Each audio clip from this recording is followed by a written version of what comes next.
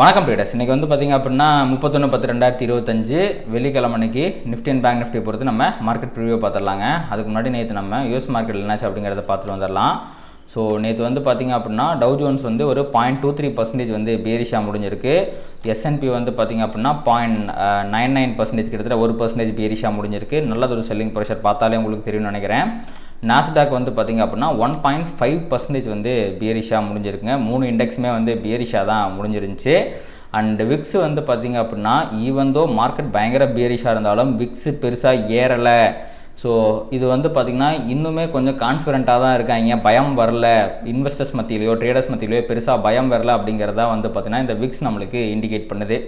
So நேற்று மார்க்கெட்டை fuel பண்ண விஷயம் என்ன அப்படின்னு சொல்லி பார்த்தீங்கன்னா ஒன்றும் கிடையாது. எல்லா ஈவெண்ட்டும் முடிஞ்சு போச்சு. ஃபெட் மீட்டிங்னு ஒன்று இருந்துச்சு, அது முடிஞ்சிருச்சு. அது வந்து மார்க்கெட்டு கொஞ்சம் பியரிஷாக போயிடுச்சு. அதுக்கப்புறம் வந்து ட்ரம்ப் அண்டு ஜிபிங் அந்த சந்திப்பு அதுவுமே வந்து பார்த்திங்கன்னா முடிஞ்சு போச்சு. அது வந்து மார்க்கெட்டுக்கு பாசிட்டிவாக முடிஞ்சிருச்சு. ஓகே, பாசிட்டிவ் நெகட்டிவ்லாம் விட்டு பார்ப்போம். தற்போது சுச்சுவேஷனில் மார்க்கெட் எப்படி இருக்குது? பயங்கர புல்லிஷாக இருக்குது. ஆல் டைம் ஹையில் சுற்றிக்கிட்டு இருக்குது. சரி, ஒரு ப்ராஃபிட் புக்கிங்கை பண்ணி விட்டுருவோமே அப்படிங்கிற மாதிரி பண்ணி விட்டுட்டாங்க. ஸோ அதில் வந்து டெக் செக்டர் வந்து ரொம்ப ரீசெண்டாக ரொம்ப செமையாக ரேலியாக இருக்குது அப்படிங்கிற காரணத்தினால ப்ராஃபிட் புக்கிங் அப்படிங்கிறது வந்து டெக் செக்டரில் ரொம்ப அதிகமாகவே வந்துச்சுன்னு சொல்லலாம். உங்களுக்கு இதெல்லாம் ரொம்ப என்விடியாலாம் 5 பில்லியன் நேற்று தான் பேசினோம், 5 ட்ரில்லியன் நேற்று தான் பேசினோம். அது வந்து பார்த்திங்கன்னா கொஞ்சம் கம்மியாகிடுச்சுங்க. நேற்றே ஒரு 3-4% விழுந்துச்சுன்னு நினைக்கிறேன். ஸோ டெக் செக்டரில் நல்ல ப்ராஃபிட் புக்கிங் அப்படிங்கிறது வந்துச்சு.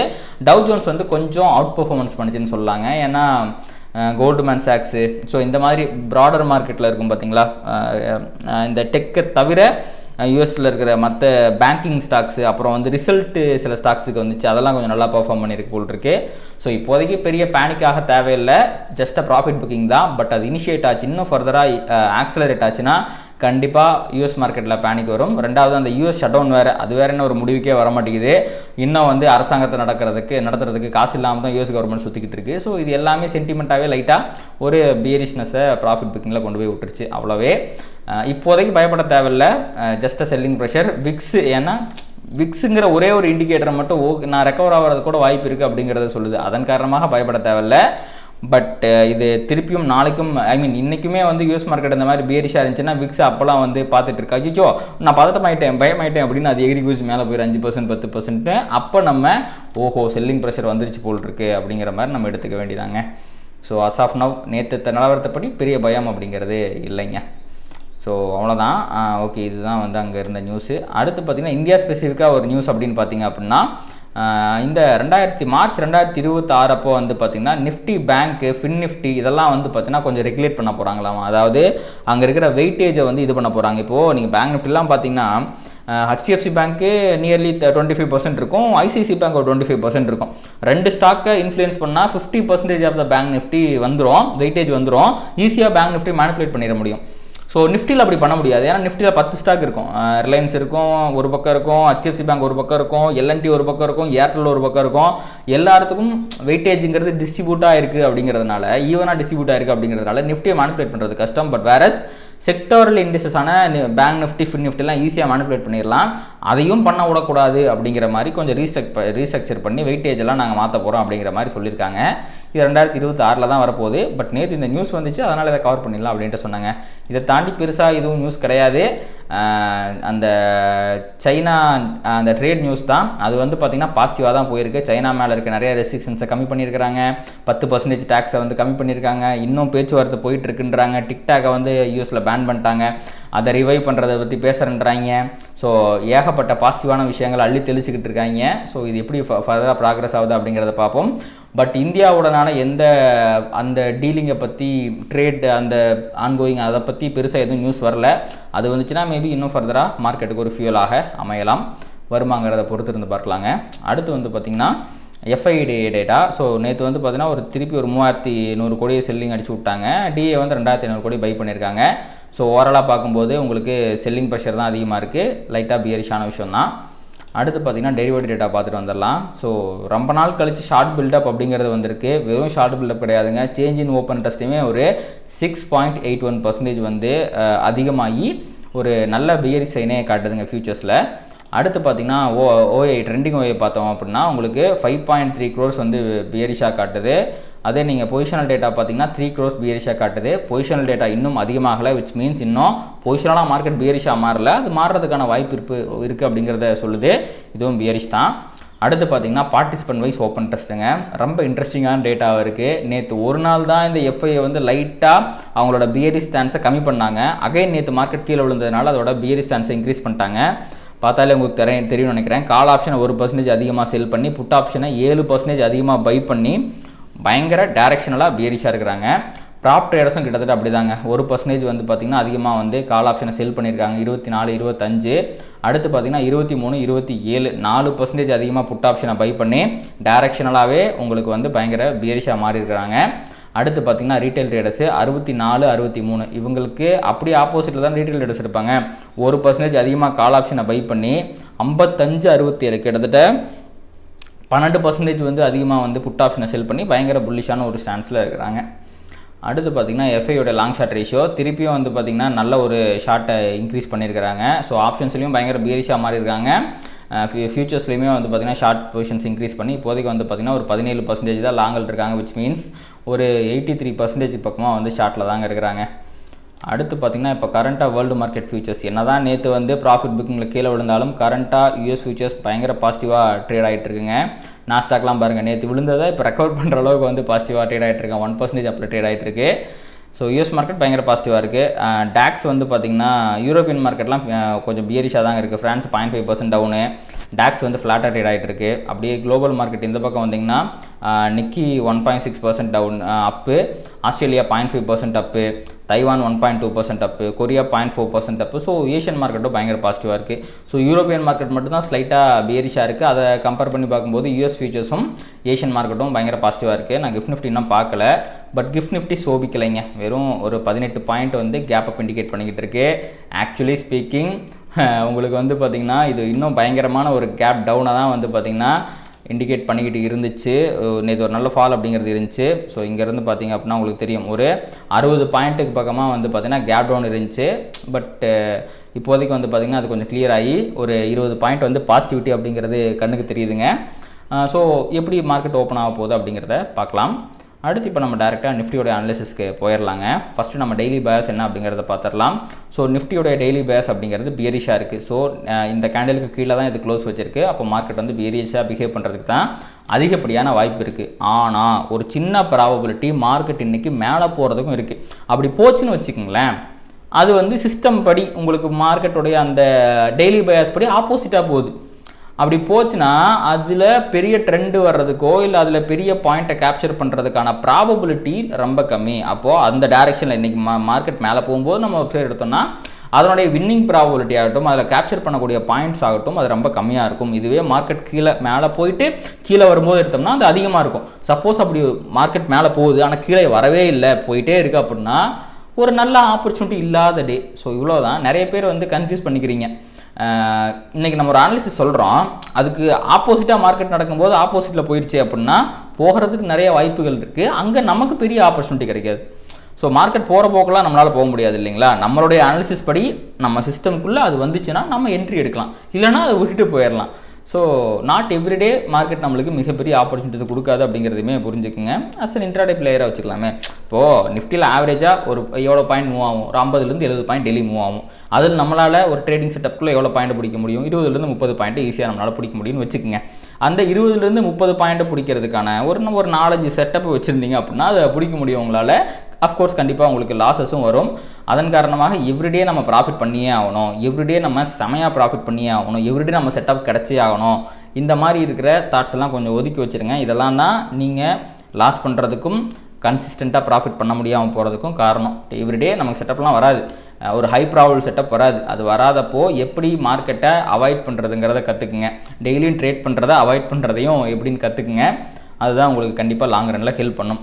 சரி, ஓகே. அடுத்து பார்த்திங்கன்னா இன்றைக்கி டெய்லி சிபிஆர் நேற்று வந்து என்னாச்சுன்னா ஒரு அசெண்டிங் சிபிஆர் அப்படிங்கிறது வந்துருந்துச்சு, ப்ளஸ் விர்ஜின் சிபிஆரும் வந்துருந்துச்சுங்க. மார்க்கெட் விர்ஜின் சிபிஆருக்கு மரியாதை கொடுத்து சின்னதாக ஒரு ரைஸ் மட்டும் கொடுத்துச்சு, ஒரு 75 பாயிண்ட் ரைஸை கொடுத்துச்சு. பட் அஃப்கோர்ஸ் நேற்று ஃபுல்லாக செல்லர்ஸ் டாமினேட் பண்ணி ப்ரைஸை கொண்டு போய் S2க்கு கீழே முடிச்சிட்டாங்க. விச் மீன்ஸ் செல்லர்ஸ் இன்னுமே வந்து பார்த்திங்கன்னா நல்லா டாமினேட் பண்ணிட்டுருக்காங்க. நேற்று வந்து செல்லர்ஸ் உள்ளே டாமினேட் பண்ண ஆரம்பிச்சிட்டாங்க அப்படிங்கிறது அர்த்தம். பையர்ஸ் கிவ் அப் பண்ணிட்டாங்கன்னு அர்த்தம். இது ரெண்டுமே நேற்று நடந்திருக்கு. விர்ஜின் சிபிஆரில் இருந்தாங்கன்னா என்ன பண்ணியிருக்கணும், இங்கேருந்து பிடிச்சி ஏற்றிருக்கணும் இல்லை, ஆனால் ஏற்ற முடியலை. பையர்ஸ் கிவ் அப் பண்ணிட்டாங்க, செல்லர்ஸ் டாமினேட் பண்ணிட்டாங்க. ரெண்டுமே நேற்று நடந்திருக்கு. அண்ட் இன்றைக்கி வந்து பார்த்திங்க அப்படின்னா ஒரு வைடு சிபிஆர் அப்படிங்கிறது வரும், ஒரு டிசெண்டிங் வைடு சிபிஆர் அப்படிங்கிறது வரும். ஏன்னா மார்க்கெட் கீழே போயிருக்கு, செல்லர்ஸ் உள்ளே வந்துட்டாங்க. அண்ட் நேற்று மார்க்கெட் பெரிய மூவ்மெண்ட்டை கொடுத்துருக்கு. அப்போ அஸ்பர் சிபிஆர் என்றைக்குமே ஒரு பெரிய மூவ்மெண்ட் வந்துச்சுன்னா அடுத்த நாள் பெரிய மூவ்மெண்ட் வராது அப்படிங்கிறது தான் கதை. ஏன்னா மார்க்கெட்டால் டெய்லியுமே பெரிய ட்ரெண்டை பெரும்பாலான நேரங்களில் போட முடியாது. அப்படி இருக்கிற காரணத்தினால தான் உங்களுக்கு இந்த மாதிரி வந்திருக்கு. ஸோ ப்ரைஸ் வந்து பார்த்தீங்கன்னா இன்றைக்கி ஒரு ப்ராடர் ரேஞ்சில், வைட் ரேஞ்சில் கன்சாலிடேட் ஆகிறதுக்கு நிறைய வாய்ப்புகள் இருக்குது அப்படின்னு வச்சுக்கலாமே. அதாவது ப்ரீவியஸ் டேயோட ஹை அண்ட் லோ 25,845 26,030க்குள்ளே மார்க்கெட் வந்து இருக்கிறதுக்கு நிறைய வாய்ப்புகள் இருக்குது. அண்ட் இந்த சிபிஆர் லெவல் ஒரு மிகப்பெரிய ரெசிஸ்டன்ஸாக இருக்கும். அதையும் தாண்டி மேலே போகும்போது இந்த R1 25,991 அண்ட் 26,030 எல்லாமே மிகப்பெரிய ரெசிஸ்டன்ஸாக இருந்து ப்ரைஸை கீழே தள்ளுறதுக்கு தான் வாய்ப்புகள் இருக்குது. இன்றைக்கி மார்க்கெட் மேலே போகிறதுக்கான வாய்ப்புகள் மிகவும் குறைவு அப்படிங்கிறது தான் இது சொல்லுது. பட் ஒரு நல்ல மொமெண்டம் பிக்கப் ஆச்சு, பையர்ஸ் திருப்பியும் உள்ளே வந்தாங்கன்னா சிபிஆரை கடக்கிறதுக்கு வாய்ப்பு இருக்குது. மேபி R1 வரைக்கும் 26,000 வரைக்கும் போகிறதுக்குலாம் வாய்ப்பு இருக்குன்னா அந்த இடத்துல ஒரு செல்லிங் ப்ரெஷர் வந்து ப்ரைஸ் ரிவர்ஸ் ஆகிறது தான் அதிகப்படியான வாய்ப்புகள். அதுதான் ஒரு high probable opportunity considering the market scenario, market situation, daily wares இதெல்லாம் கம்பேர் பண்ணி பார்க்கும்போது. ஸோ இதாங்க நிலவரம். மார்க்கெட் இன்றைக்கி பெரிய ஒரு வைட் ரேஞ்சில் இருந்தாலும் ஒரு ட்ரெண்டை பிடிக்கிறது அப்படிங்கிறது ரொம்ப கஷ்டம். கன்சால்டேட் ஆகும், ஆர் ப்ரைஸ் எங்கேயாவது போச்சுன்னா ரிவர்ஸ் ஆகிறதுக்கு அதிகமான வாய்ப்பு இருக்குது. ஸோ சிபிஆர் R1 இது ரெண்டையும் நம்ம பார்க்கணும். அதை தாண்டி வந்து பார்த்திங்கன்னா ஃபர்தராக மார்க்கெட் கீழே போச்சுனாலுமே இந்த S1 அப்படிங்கிறது 25,800ங்கிறதுமே ஒரு நல்லதொரு சப்போர்ட்டாக இருந்து ப்ரைஸை ரிவர்ஸ் பண்ணுறதுக்கு வாய்ப்புகள் இருக்குங்க. இதுதான் நிஃப்டியை பொறுத்த வரைக்கும் நிலவரம். அடுத்து வந்து பார்த்திங்கன்னா நான் இன்ட்ராடே முதற்கொண்டு ஹையர் டைம் ஃப்ரேம் வரைக்குமே ஏகப்பட்ட சப்போர்ட் அண்ட் ரெசிஸ்டன்ஸ் லைனை நான் ட்ராப் பண்ணியிருக்கேன். ஆக்சுவலி சப்போர்ட் அண்ட் ரெசிஸ்டன்ஸ்னால் இந்த இடத்துல தான் ரீட்டைலர்ஸோடைய ஸ்டாப் லாஸஸ் இருக்குது. ஸோ இது எல்லாமே வந்து பார்த்திங்கன்னா பொட்டன்ஷியல் ரிவர்சல் பாயிண்ட்டாக இருக்கும். உங்களுக்கு வந்து higher time frame, lower time frame எல்லாத்துலேயுமே போட்டிருக்கேன். இந்த உள்ளே இருக்குது பார்த்திங்களா, இது எல்லாமே வந்து பார்த்திங்கன்னா ஒரு லோயர் டைம் ஃப்ரேமில் இருக்கிறது. இதெல்லாமே நம்ம இன்ட்ராடேக்கு யூஸ் பண்ணிக்கலாம். இந்த ரெண்டு லைன், இந்த ஒரு லைன் அண்ட் இந்த 810 கூட நீங்கள் வச்சுக்கலாம். 810, 717 அண்ட் இங்கே இருக்கிற 26,099, 105 இதெல்லாமே எக்ஸ்டர்னல் லிக்விடிட்டி. ஸோ இதெல்லாம் வந்து பார்த்திங்கன்னா பொசிஷனலாக ஒரு பெரிய இம்பாக்டை க்ரியேட் பண்ணோம். இங்கே இருக்குது பார்த்திங்களா, இந்த 26,035 25,810க்குள்ளே இருக்கிற இதெல்லாமே வந்து பார்த்திங்கன்னா இன்டர்னல் லிக்விடிட்டி. இதெல்லாம் வந்து பார்த்திங்கன்னா இன்ட்ராடேக்கு நம்ம யூஸ் பண்ணக்கூடிய விஷயங்கள்னு வச்சுக்கோங்களேன். ஸோ இந்த லைன்ஸை நீங்கள் நோட் பண்ணி வச்சுக்கோங்க. இங்கே எல்லாத்துலேயுமே ஒரு ரியாக்ஷன் என்ன வருங்கிறத பார்க்கணும். இது எல்லாமே சப்போர்ட் ரெசிஸ்டன்ஸ். ஒன்று சப்போர்ட்டை கடந்துச்சுன்னா ட்ரெண்டு வரும், இல்லைனா சப்போர்ட்லேருந்து ரிவர்சல் ஆகும். ஸோ இந்த எல்லா பாயிண்ட்லேயுமே போய் ப்ரைஸ் ரிவர்ஸ் ஆகிறதுக்கும் வாய்ப்பு இருக்குது, அதை கடந்துச்சுன்னா ட்ரெண்ட் ஆகிறதுக்கும் வாய்ப்பு இருக்குது.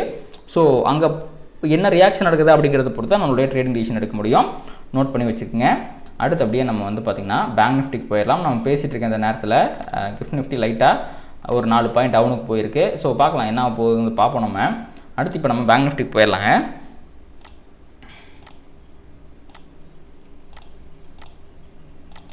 First daily CPR. நேற்று பேங்க் நிஃப்டிலே வந்து பார்த்திங்கன்னா ஒரு வைடு சிபிஆர் தான் வந்துருந்துச்சு, அசனிங் சிபிஆர் வந்துருந்துச்சு. இதுவுமே கிவ் அப் பண்ணிருச்சுங்க. ப்ரைஸ் வந்து பார்த்திங்கன்னா S1 ப்ரீவியஸ் டே லோக்கு கீழே தான் முடிஞ்சிருக்கு.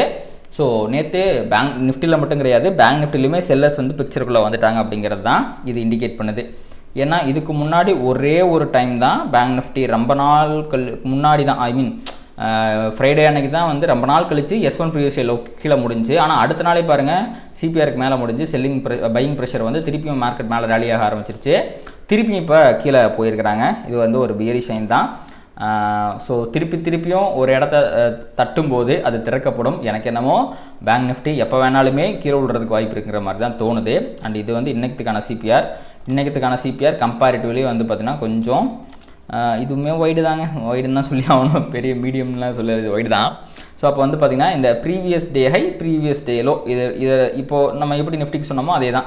இதுக்குள்ளே மார்க்கெட் கன்சாலேட் ஆகிறதுக்கு வாய்ப்பு இருக்குது. ஆனால் ப்ரீவியஸ் டே லோவை தாண்டும் போது பேங்க் நிஃப்டியில் நல்லதொரு செல்லிங் ப்ரெஷர் வருவதற்கு அதிகப்படியான வாய்ப்புகள் அப்படிங்கிறது இருக்குது.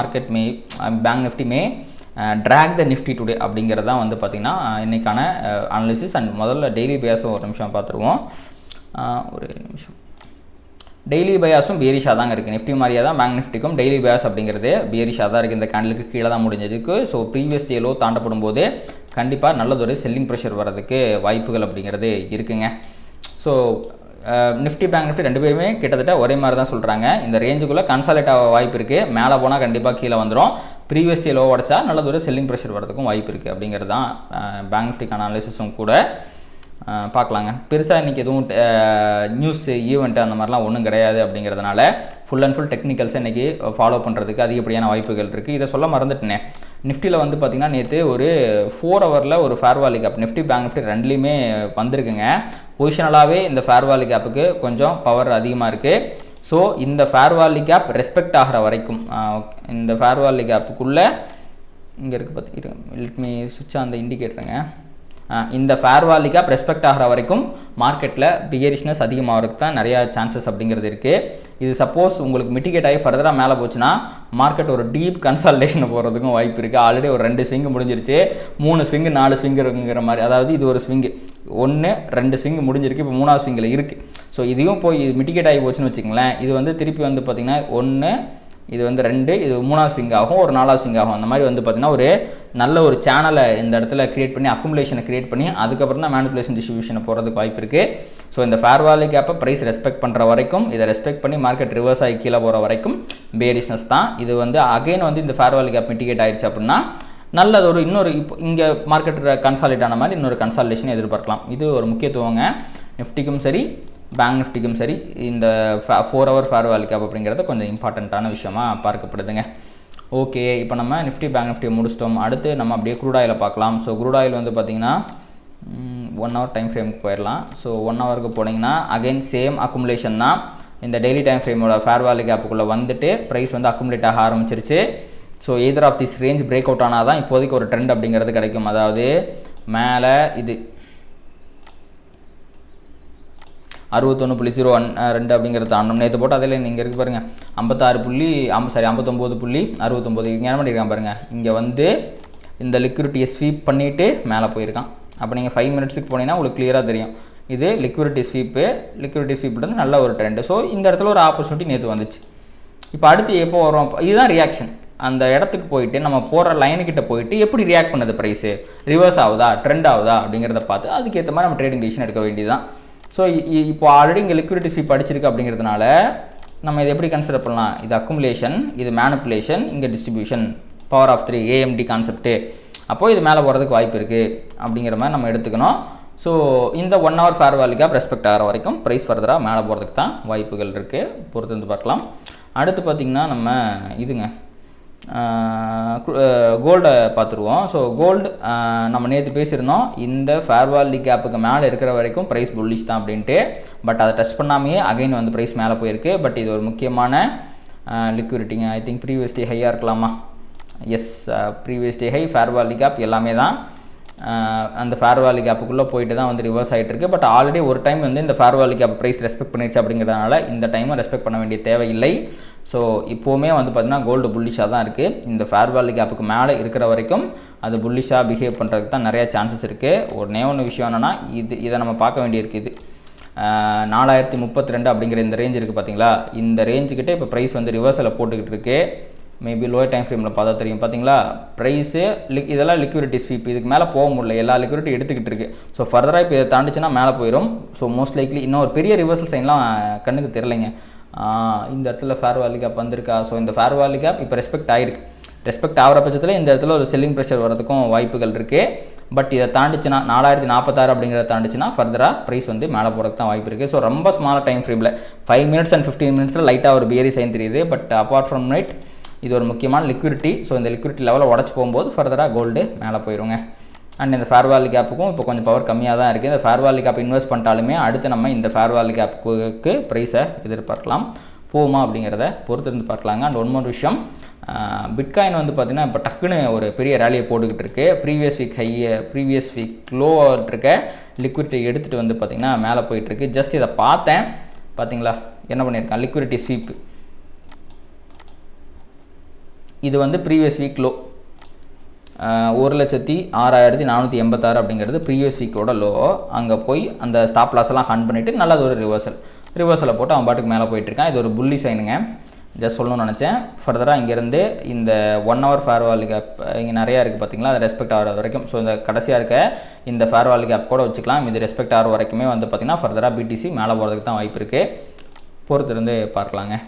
ஸோ அஸ் ஆஃப் நவ் வந்து பார்த்திங்கன்னா குளோபல் மொமெண்டம் ரொம்ப மிக்சடாக இருக்குதுன்னு சொல்லலாம். But most of the US market வந்து பாசிட்டிவாக தான் இருந்திருக்கு. ஆனால் அதோட பாசிட்டிவிட்டி எதுவுமே கிஃப்ட் நிஃப்டிக்கு கிடைக்காம ஃப்ளாட்டாக சுற்றிக்கிட்டு இருக்குது. ஸோ மார்க்கெட் எப்படி ஓப்பன் ஆக போகுதுங்கிறத பார்ப்போம். டெய்லி பேஸ் ரொம்ப நாள் கழிச்சு பேரிஷாக மாறி இருக்குது. 4 hour ஃபேர் வேல்யூ கேப் எல்லாமே வந்து கொஞ்சம் பேரிஷ்னஸ் அதிகமாக தூக்கி பிடிக்குது. ஸோ ப்ராப் ட்ரேடர்ஸும் சரி எஃப்ஐயும் சரி அவங்களோட பேரிஸ் சான்ஸ் இன்க்ரீஸ் பண்ணியிருக்காங்க. இத்தனை பேரிஸ்னஸ் ஒட்டு மொத்தமாக சேர்த்து வெறித்தனமாக மேலே ஏறின மார்க்கெட்டில் நம்மளை கீழே இறக்குமா அப்படிங்கிறது தான் இன்றைக்கான ஒரு விஷயமாக நம்ம பொறுத்திருந்து பார்க்கணும். டெய்லி ஒருத்தர் வந்து கமெண்ட் பண்ணுறாரு, ரொம்ப நல்லா இருக்குங்க பிரதர், தேங்க்யூ, பொறுத்திருந்து பார்க்கலாம்னு. ஏன்னா நம்மளால் மார்க்கெட்டை ப்ரெடிக்ட் பண்ண முடியாது, ஏன்னா நடக்க போகுது அப்படிங்கிறதெல்லாம் நம்மளால் சொல்ல முடியாது. ஜஸ்ட் பொறுத்திருந்து பார்க்கணும், அதுக்கு ரியாக்ட் பண்ண, அவ்வளோதான். அந்த கமெண்ட் நல்லா இருந்துச்சுங்க, அதுக்காக தான் ஒரு வீடியோவில் சொல்லலாம் அப்படிங்கிறதுக்காக. பார்க்கலாங்க என்ன போகுதுங்கிறத பார்க்கலாம். அண்ட் இதோட இந்த வீடியோவே முடிச்சுக்கலாம். ஸ்மார்ட் மணி மென்டர்ஷிப் ப்ரோக்ராம் போயிட்டுருக்குங்க. ஸோ மார்க்கெட்டில் எந்த மாதிரி ட்ரேட் பண்ணலாம், எந்த சுச்சுவேஷன் எப்படி ஹேண்டில் பண்ணலாம், ஸோ ப்ராப்பராக எப்படி ட்ரேட் பண்ணுறது அப்படிங்கிறத பற்றி அந்த மென்டர்ஷிப்பில் நீங்கள் கற்றுக்க முடியும். உங்களுக்கு அசைன்மெண்ட்ஸ் இருக்கும், 1-on-1 கிளாஸ் இருக்கும். ஸோ உங்களை ப்ராஃபிட்டபிள் ட்ரேடராக மாற்றுறதுக்கு என்னென்ன பண்ணணுமோ அந்தன்படி அந்த கோர்ஸை மென்டர்ஷிப் ப்ரோக்ராமை நான் வந்து டிசைன் பண்ணியிருக்கேன். இன்ட்ரெஸ்டட்னா ஆப்போட லிங்க் வந்து பார்த்திங்கன்னா கீழே டிஸ்கிரிப்ஷனில் இருக்கும், செக் அவுட் பண்ணி பாருங்கள். அண்ட் இந்த வீடியோ உங்களுக்கு பிடிச்சிருந்துச்சுன்னா அதை லைக் பண்ணுங்கள், கமெண்ட் பண்ணுங்கள், ட்ரேட் பண்ணுற மற்ற நண்பர்களுக்கும் ஷேர் பண்ணுங்கள். அது யூடியூப் அல்காரிதம் ட்ரிகர் பண்ணி நிறையா பார்வையாளர் நம்ம சேனலுக்கு கொண்டு வந்து சேர்க்கும். நன்றி. Traders, stock market is all about probabilities and trading is all about risk management. இங்கே 100% ஒர்க் ஆகக்கூடிய ஒரு விஷயம் கிடையவே கிடையாது. இதை தெரிஞ்சுக்காமல் நீங்கள் ட்ரேட் பண்ணிங்க அப்படின்னா நீங்கள் லாஸஸ் பண்ணுறதுக்கு நிறைய வாய்ப்புகள் இருக்குது. அதனால் உங்களுடைய ஃபினான்ஷியல் அட்வைசரை கன்சல்ட் பண்ணிவிட்டு அதுக்கப்புறமா ட்ரேட் பண்ணுங்கள். இந்த வீடியோவில் நான் சொல்கிற எல்லாமே எஜுகேஷன் பர்பஸ்க்காக தான்.